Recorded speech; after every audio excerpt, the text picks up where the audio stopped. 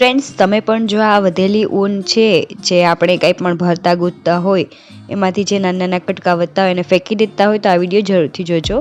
તો હવેથી એ ભેગી કરજો અને એનામાંથી સરસ મજાની આવી વસ્તુ બનાવજો. તો મેં આ વધારાને જ ઊન છે તેને ભેગી કરી છે અને તેમાંથી હું નાના નાના કટકા કરી લઈશ.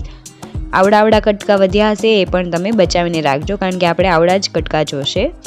તો આવી જ રીતે આપણે બધી ઊન છે તમારે જે કલર જોઈતા હોય તમારી અકોર્ડિંગ જે કલર હોય તે રીતે તમારે કટકા કરી લેવાના રહેશે ઊનના. ઝાઝા કલર હોય તોય ચાલે, 2 કલર હોય તોય ચાલે, 1 કલર હોય તોય ચાલે. જેટલા નાના કટકા કરવાના રહેશે, બરાબર છે. આવી જ રીતે આપણે બધી ઊનમાંથી નાના કટકા કરી દઈશું. ફ્રેન્ડ્સ, જો તમે આવા જ વેસ્ટમાંથી બેસ્ટ વિડીયો જોવા માંગતા હોય તો મારી ચેનલને સબસ્ક્રાઈબ જરૂર કરજો અને નોટિફિકેશન બેલ પણ દબાવી દેજો, જેથી મારા નવા વિડીયો દરરોજ આવે છે તે તમને એનું નોટિફિકેશન મળી રહે. મોસ્ટલી હું 4 વાગે 4:20 લાઈવ કરતી હોઉં છું વિડીયો, એટલે તમને જોઈ શકાય, બરાબર છે. હવે મેં એક કાપડ લીધું છે, તમે કોઈ પણ કાપડ લઈ શકો છો તમારી રીતે. કોઈ પણ કલર ડિઝાઇન તમારે મેચિંગ કરવું હોય તો મેચિંગ કાપડ પણ લઈ શકો છો. મેં અહીં કાપડ લીધું છે અંદાજિત 16 સેન્ટીમીટરનું અને આમ હશે 4 સેન્ટીમીટર, 16 સેન્ટીમીટર બાય 3 સેન્ટીમીટર, બરાબર છે.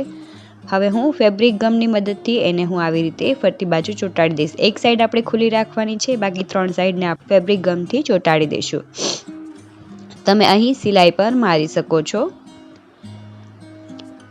અને ફ્રેન્ડ્સ, જો તમને મારો વિડીયો સારો લાગી રહ્યો હોય તો મારી ચેનલને સબસ્ક્રાઈબ જરૂરથી કરજો.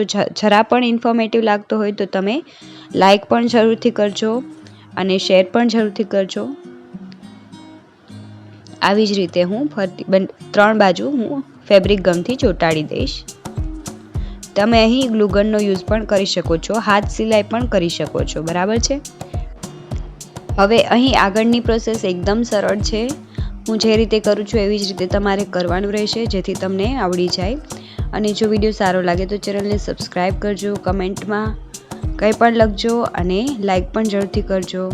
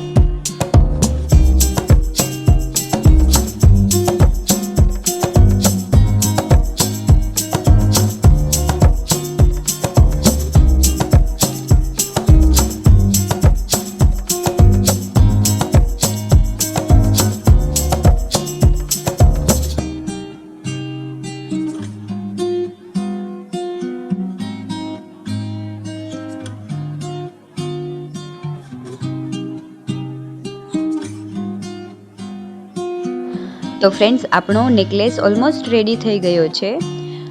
જો વિડીયો સારો લાગ્યો હોય તો ચેનલને સબસ્ક્રાઈબ કરવાનું ભૂલતા નહીં, લાઇક પણ કરવાનું ભૂલતા નહીં. નવરાત્રી માટે એકદમ પરફેક્ટ નેકલેસ છે, જે તમે ઘરમાં આસાનીથી બનાવી શકો છો. તમે આવી રીતે બીજું મેં બનાવ્યું છે એવી રીતે પણ સેજ નાના છોકરાઓ માટે બનાવી શકો છો, ડિઝાઇન અલગ રાખીને.